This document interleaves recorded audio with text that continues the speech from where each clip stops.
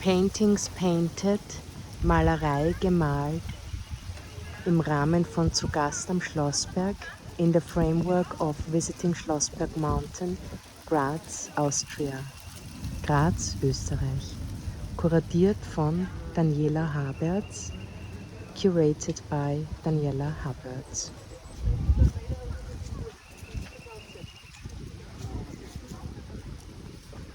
The bell tower Liesl in Graz on the Schlossberg Mountain.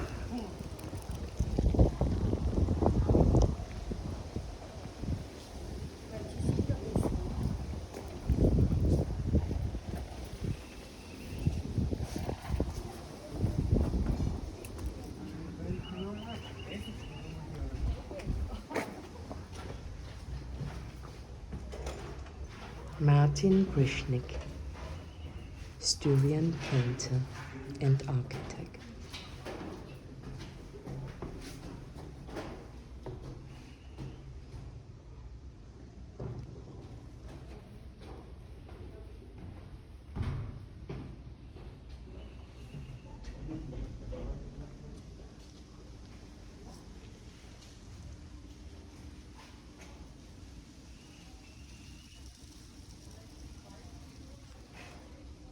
The Bassgeige, double bass in English, has been a former prison during the Turkish Revolution, or some say a fridge to cool food. Die Bassgeige, ein Gefängnis während der türkischen Belagerung, ist während der türkischen Revolution verwendet worden, um Gefangene zu behausen, die durch ein Loch heruntergeworfen wurden, oder andere sagen, es ist eine Vorratskammer. Martin Brischnik hat dieses Werk in 5 Meter Länge eigens für die Bassgeige umgesetzt. For the exhibition, Martin Brischnik created this new work especially for the double bass in Bell Tower, Graz.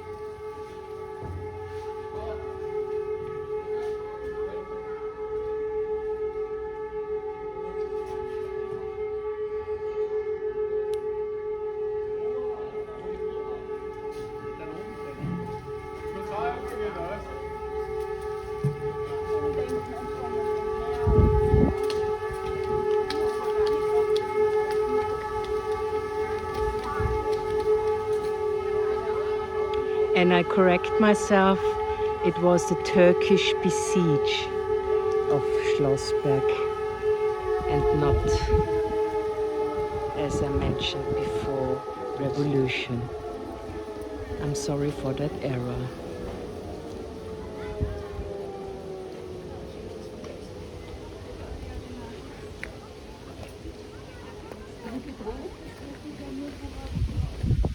We're walking up to the main building now, and it is housing a 4.5 ton bell, which is named after Elizabeth, Kaiser Franz Josef's wife, and that's why it's called Liesl.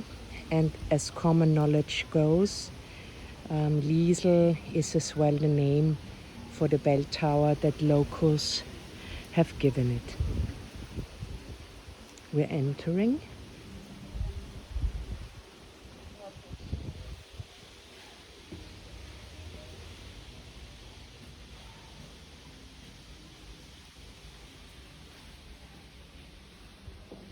The exhibition is showing Styrian painters from the region surrounding Graz in Austria.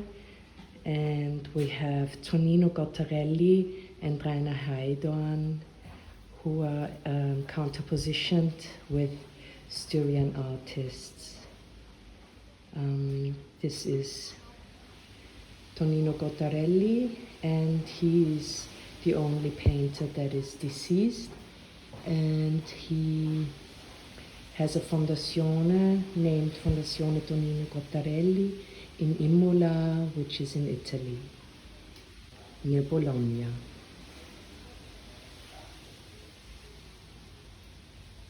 In his work, he's using a lot of different materials, gouaches, and uses also different painting techniques. First sketches and drawings, where he uses pencil, and here you can see different layers of different paper. And this can also be referenced to Elisabeth Mies, a Styrian painter who is, like we see later, always using paper that she realized that is special for her, like Japanese paper, and she developed her own drawing and painting techniques. Tonino Gottarelli is referencing a lot on Imola, or about Imola, and he's doing a lot of landscape painting, but also figurines. And as you can see here, one of our artists, Elisabeth, said that she sees a face and a cloaked man with a hat. For me, it's more a horse, but everyone can interpret it freely here.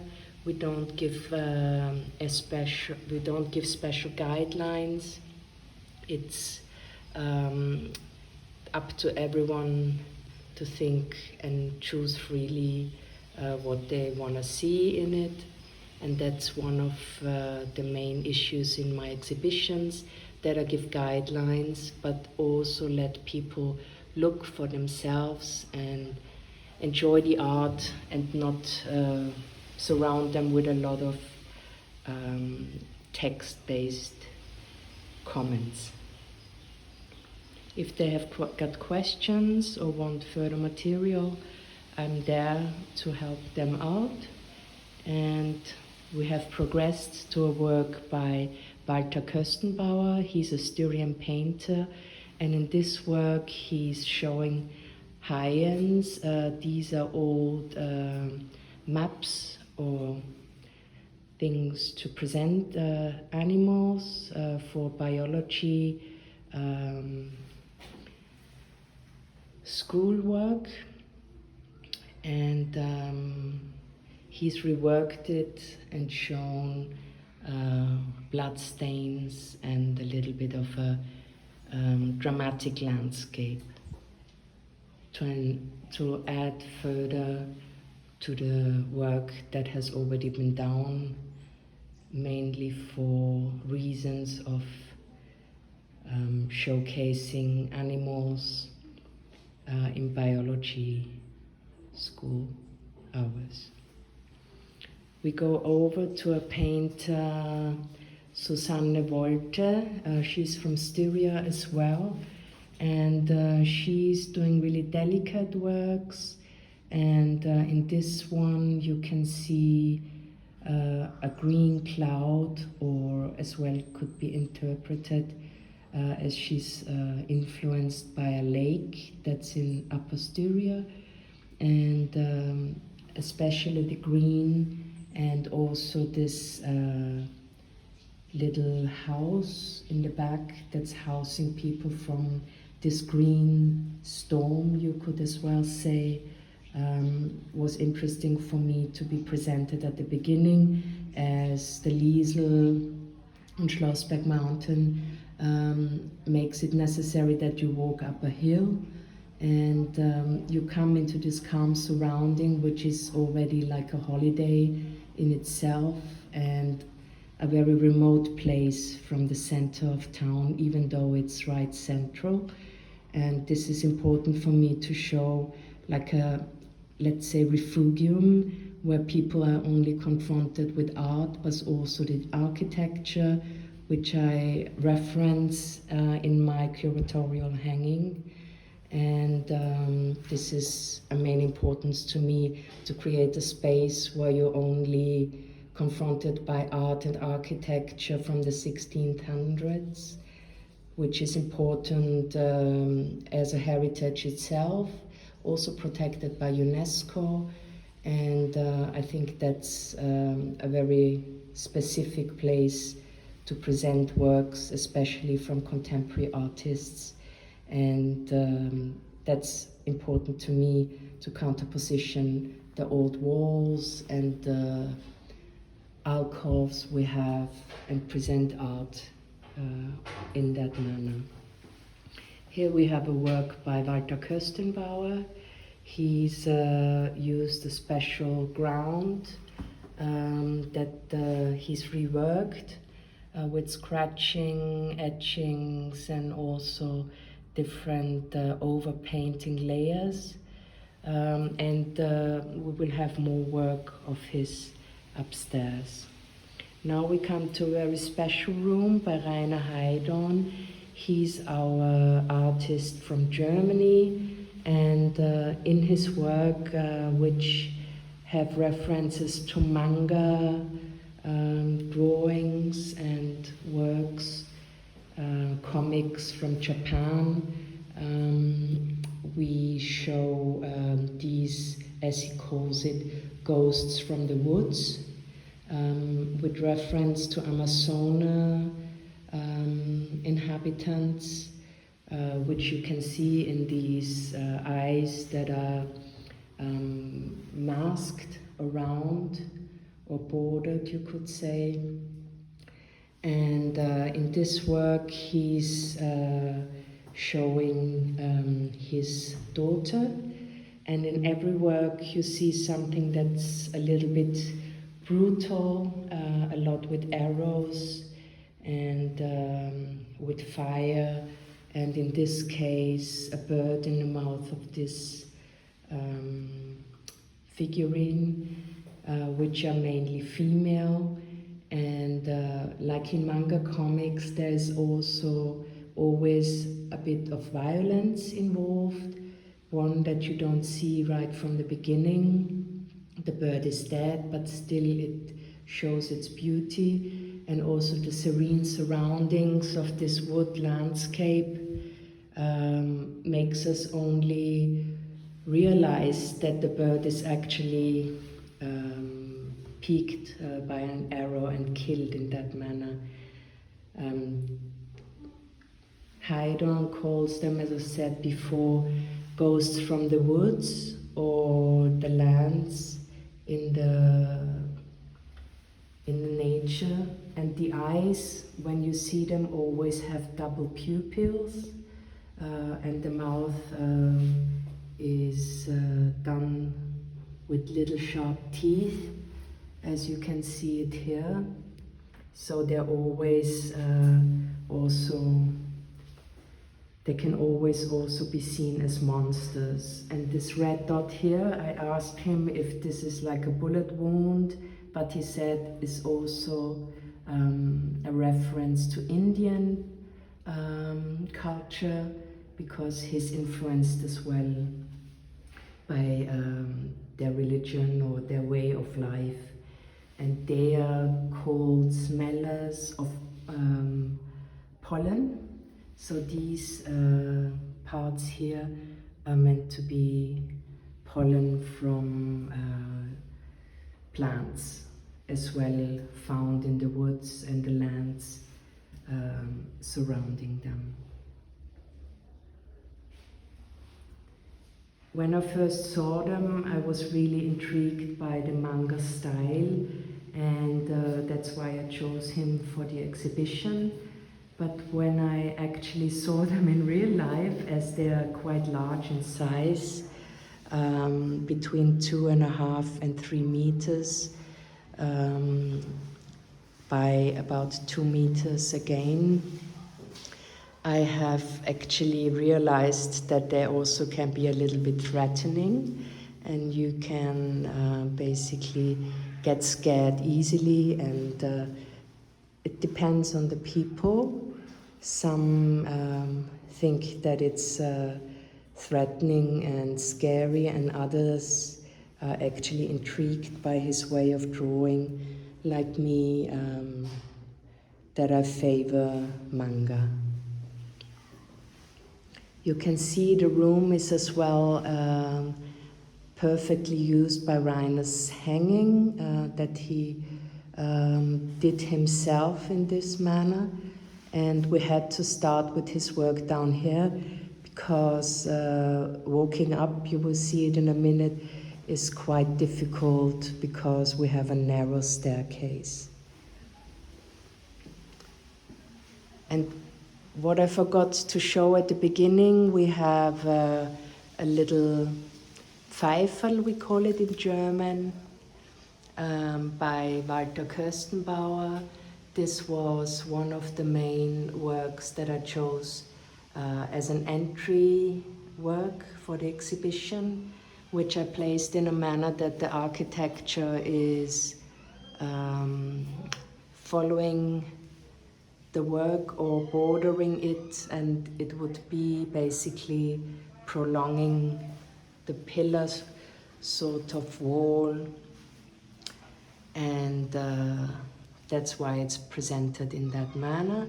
And it's a reference to René Magritte's Ce n'est pas une pipe, and I thought, as it's actually sculpture, I wanted to present it to reference painting per se, and also the Styrian axis. In Styrian it is Des ist kein Pfeiferl nicht, and that is basically the Styrian translation of Ce n'est pas une pipe. So now we walk further up. You can see the staircase, as I mentioned, is a spiral sort of staircase, and the building, here again by Rainer Heidorn. The building was actually built around the clock, the bell, and as the bell had to be lifted from one floor to the next, due to its size and due to its heaviness, with, as we already said, 4.5 tons. Here at the beginning we have an artist from Styria, Susanne Wolte, and she's painting quite abstract with geometrical figures. And in this work, she told me, she started with a very colorful work, and in the end she overpainted it, and this is basically for her a window to the things that lie behind.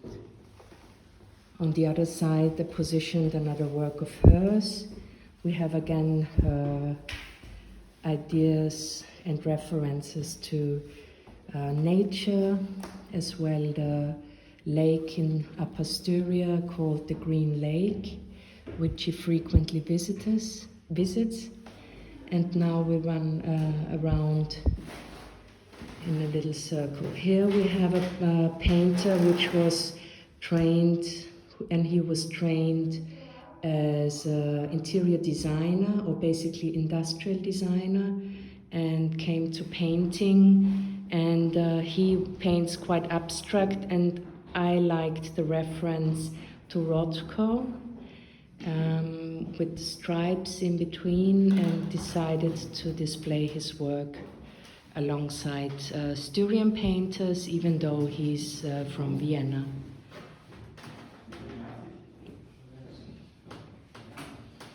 In this way we have, this side is René Berghold. He's made a work called Ausradiert in German. It means erased. He's using erasers like different rubber materials, and he used them that long until they dissolved. And in this case, he applied the rests of the erasers on a canvas, and they are called erased. I placed them in that manner next to each other as it's a diptychon, or can be seen as a diptychon. And when we hung the work, we measured everything carefully, and in the end, unfortunately, it wasn't like on the right height, or not the same height. And then I actually thought that this mistake was quite interesting as well, as the idea of the erasing is shown, and we did not erase our mistake, but I took it as an idea for the entire exhibition to place the works that are shown next to each other and that relate to each other in a slightly different height and position. Here we have a self-taught artist from Graz. She's originally from a small region in Austria called Carinthia, and has worked in a different field before, until she dedicated herself entirely to drawing. And as I mentioned downstairs, Tonino Cottarelli is using different papers and special material and gouaches, and as well she's using special paper from Japan, and she's reworking it, and in this case just painted on little canvases made out of paper that she made a foundation or grounded before. Next to her, a young artist from Styria again, Katarina Zusna, and she's drawing a lot with writing as well, so text-based things like here Kunst, named art. And as we saw downstairs, we had quite impressive and strong ways to perceive art, and I started to basically bring it further up. These large and strong impressions have been turned into a more light approach to art, a more sensitive and sensible one. And that was important for me to show strong images at the beginning, and then to dissolve this strength into a way of delicateness and a different manner to perceive art.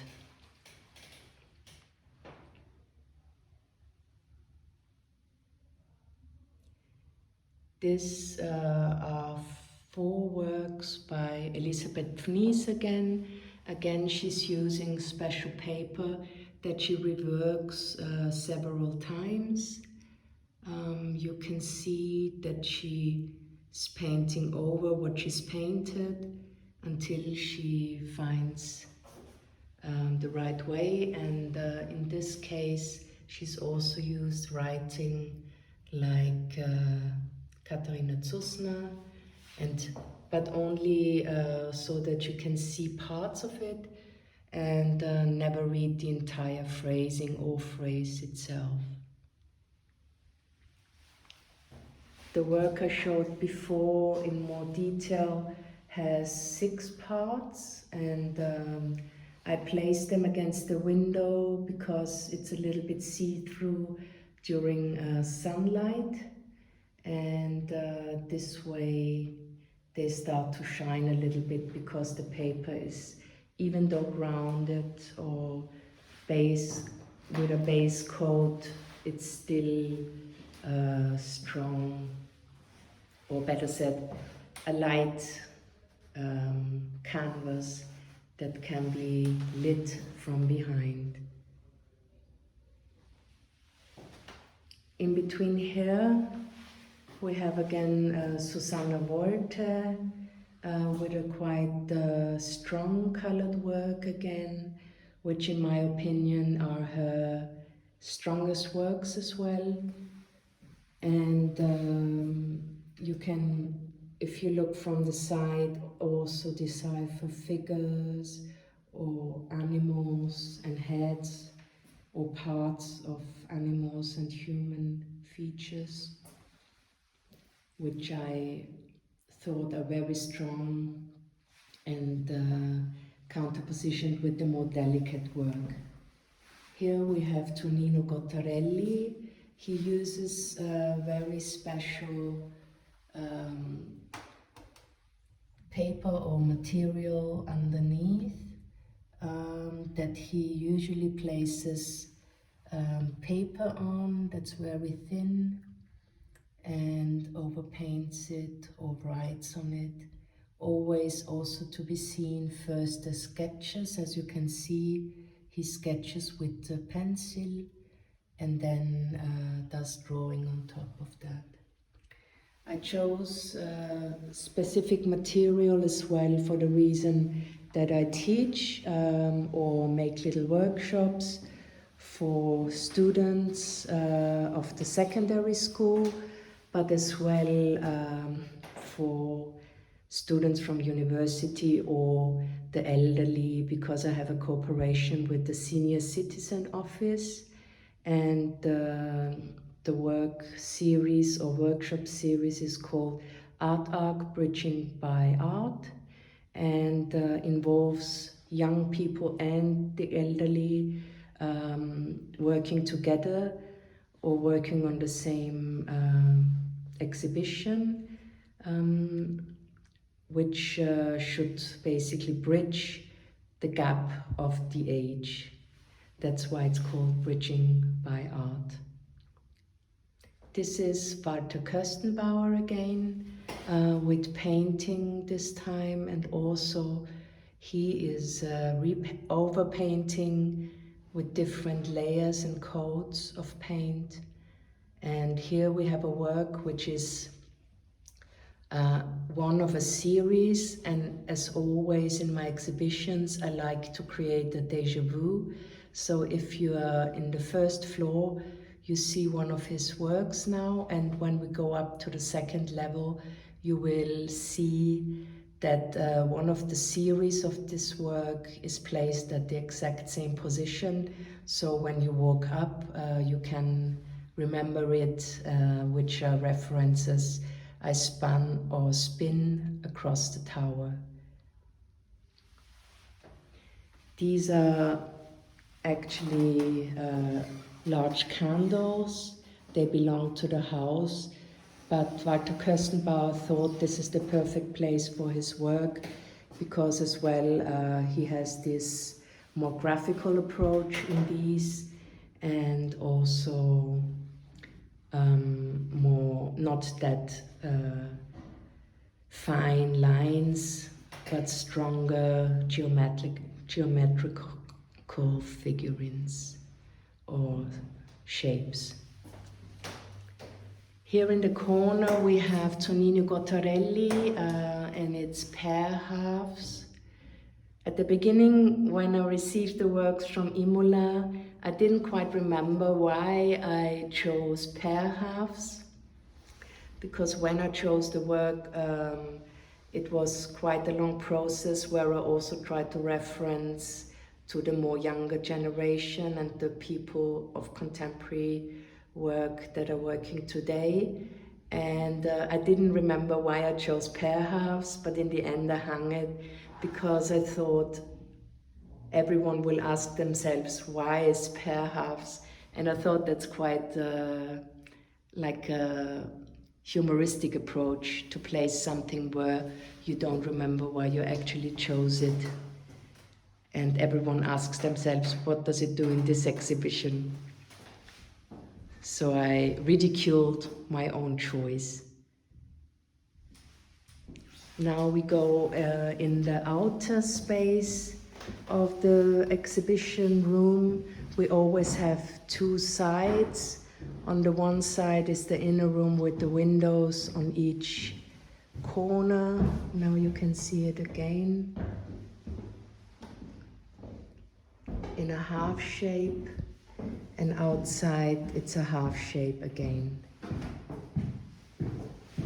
This is again by Susanne Wolter. We saw the magenta work before, and this is again in one of her favorite colors, green, as we discussed before. And next to it is a very controversial work by René Berghold.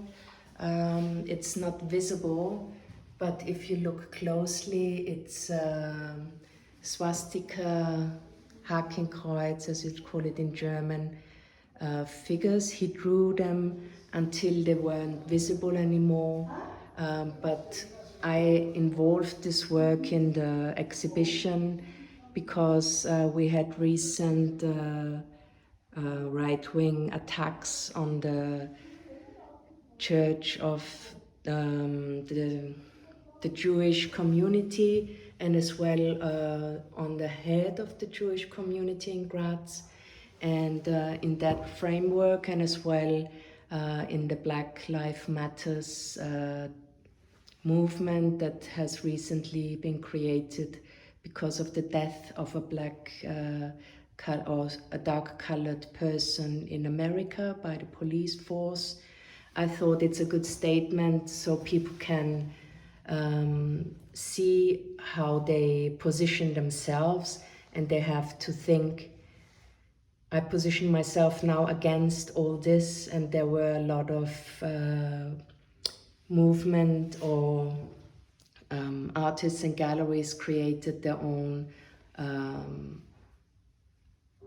works to support the Black Lives Matters tour movement, we could call it already. And I thought it's a good statement from my side to actually position myself, like always, a little bit politics in my exhibitions, and to clearly say I'm against it, but also with a strong image where you have to counter-position yourself against what's to be seen. He did as well place a little work here with peace, stating his true intention to awaken and shake people a little bit out of maybe latent, you would call it in German, quite in the background, starting racism, like in pubs or when you're with people, everyone drunk, and then you call people names that are from foreign countries. And in that way, I think it's very delicate because it's not visible, and also these latent or very hidden racial comments that are made at times are not open in the not out in the open, but it can happen that it escalates in the end, like we saw most recently. And that way I wanted to position that work here in the exhibition to show that we are clearly against behavior like it happened in the world, and also affected people to change things. Counterposition, there's this other work of his which has the same emblems, I would call them now, the swastika, and we positioned it in the corner, just as if it would be standing, because the artist himself, he wasn't sure if he wanted to include the work, because it can have like a double access, like people with right-wing tendencies could feel understood. But on the other hand, we clearly want to make a statement against cruelty against people who are from foreign countries or have a different religious background. This is again from the series of Max Kulich.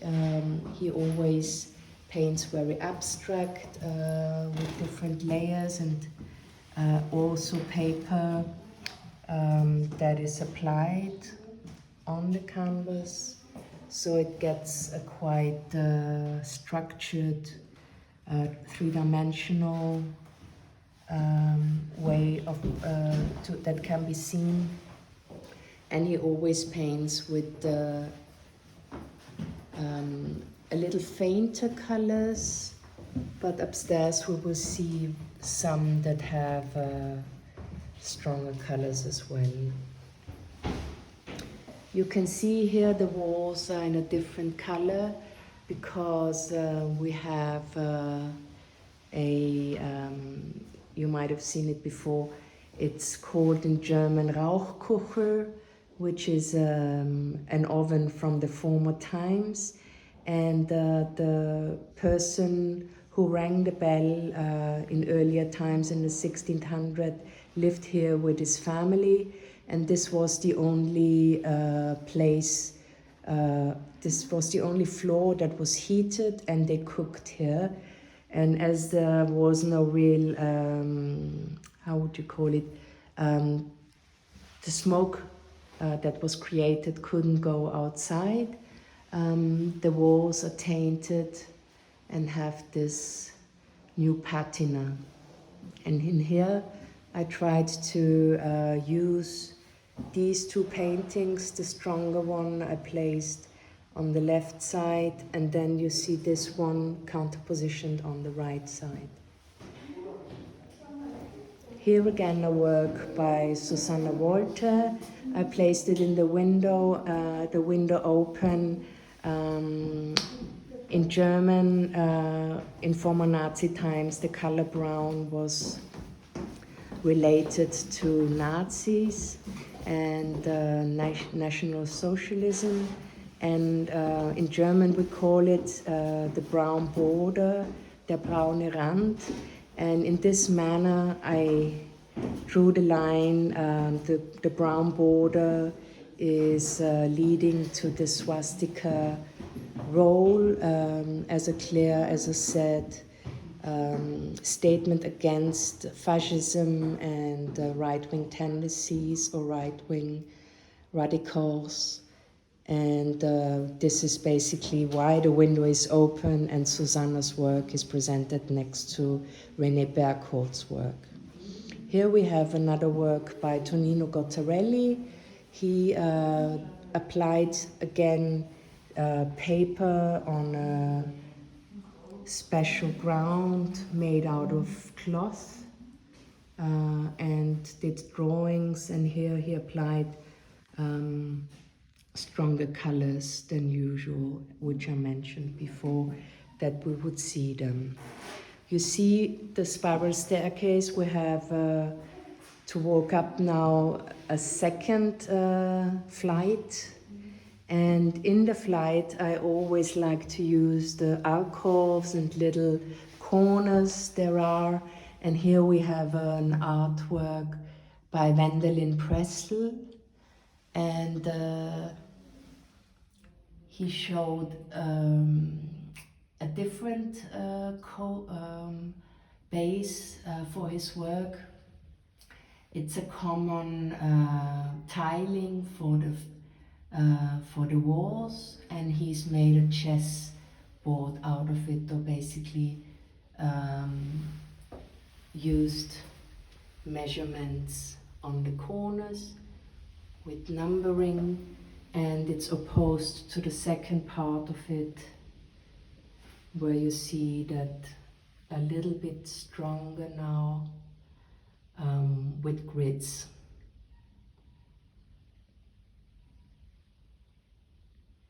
I chose him especially for the reason that he's used an entirely different approach.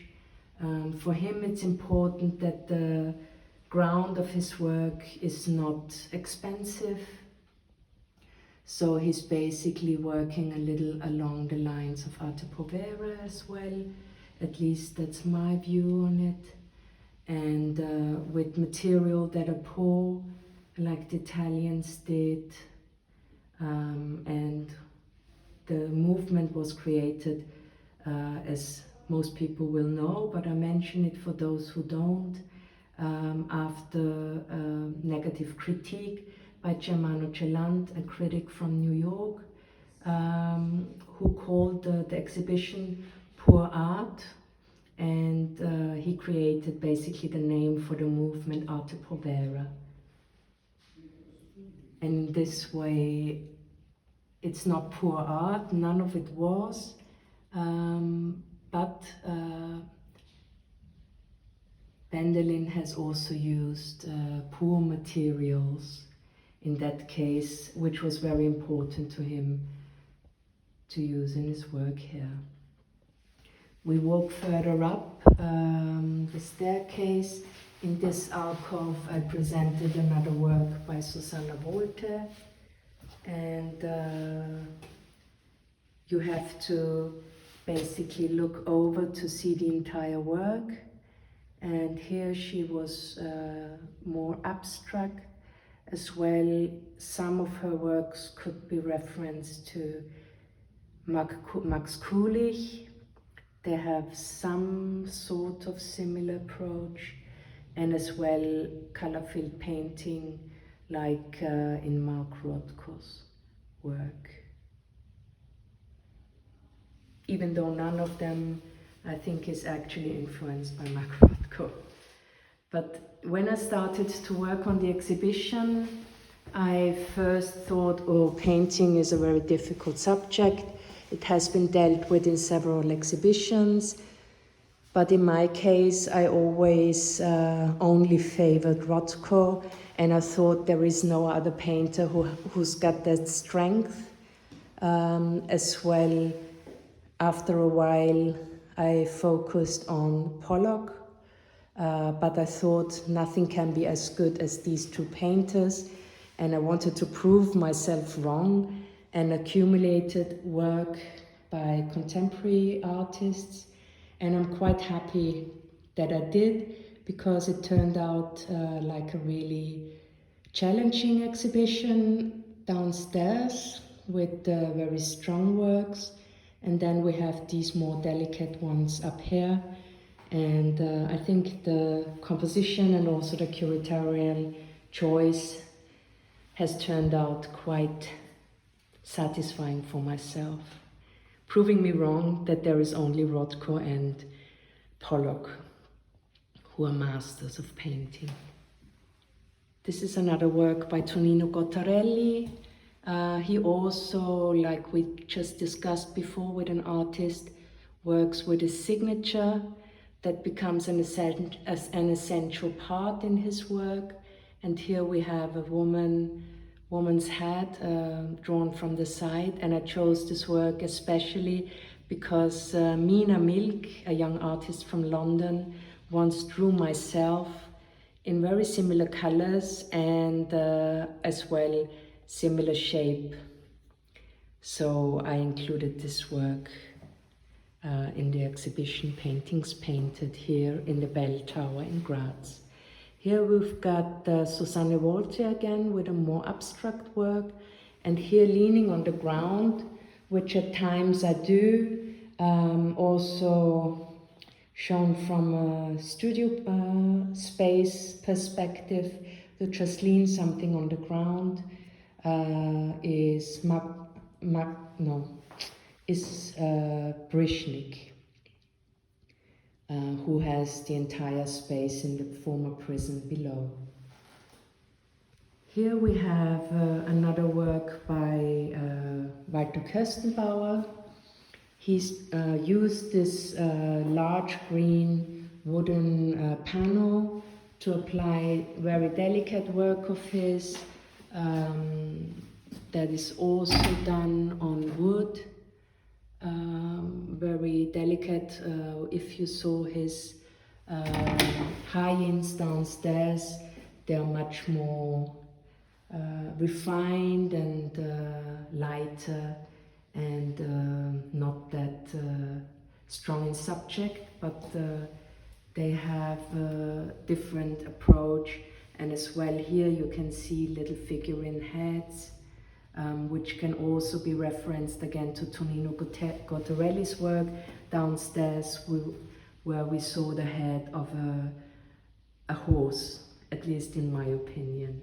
Elisabeth saw a man with a hat. Still, it's important for me to also talk to the visitors and people that come to the tower. Some come for the exhibition, meanwhile, before it was more as a secret hint. And people who came to visit the tower and the bell itself discovered that there was art in here.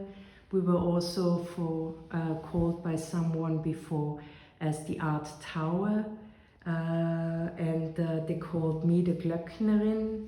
The Glöcknerin is the person that rings the bell, and so I would basically be the contemporary person being the one ringing the bell. That was how I've been perceived by some visitors, and I quite like the connection to the past, because I connect the past with contemporary art and bring it to the future or the now. Here we have a work by Tonino Cottarelli. For me it was important to include it because it has this road turning, leading to nowhere, and you don't really know what's behind it or what's at the end. And like most of his works, it was drawn in Imola or its surroundings, and I counterpositioned it with a work by Elisabeth Vnies, which is called Euthymic Schizophrenia, and we have these two women heads that look towards each other, and how I placed it is that one woman is looking down to the other work, and this one is looking away. So you can understand it as a euthymic, that means resolved schizophrenia. And as it was positioned in her studio, the two women that are very similar to each other, could be sisters or twins even, were looking away, and it had this schizophrenia approach for me, but here we positioned it with the women looking towards each other, and the title we created, Euthymic Schizophrenia, came out even stronger that way. Here in the corner we have Max Kulich. We had three pair works distributed over the walls that for me create seasons, like the winter here, then spring or summer with these more green or lighter colors, and in the corner we had gray ones that could have still expressed spring, but they were already acquired by a collector, so I placed larger ones now that also have similar coloring than the ones that were sold. Here we have another work by Max Kulich, and here on the corner is Tonino Cottarelli with a landscape work again. And for me it's important to use all these little spaces and corners we have here in the tower, and make a little bit possible to discover the tower itself by means of directing the gaze towards art, also over axes that are created. Which I like as well is the light that changes over the day, and the glass or the outside that's mirrored in glass works that are protected by glass. At first people might think that's not the perfect surrounding for this kind of work, but for me it's important that mirroring is always shown as well. That's why this work is presented here. So we see the outside, but as well we are inside. And in this work, Elisabeth Pfnies divided a work she drew entirely, and here you can see the person is holding hands with this other person. So they are divided, but at the same time connected by mental viewing, or how would you call it, a mental line that we can create. Here another work by Susanne Walter. It's a quite autumn-like work where you can see the head of a stag if you look closely, or a rabbit. And the important thing with her is that she shows something in a very second sight manner. So at first it's more like splashing out, very abstract, but then if you look closely,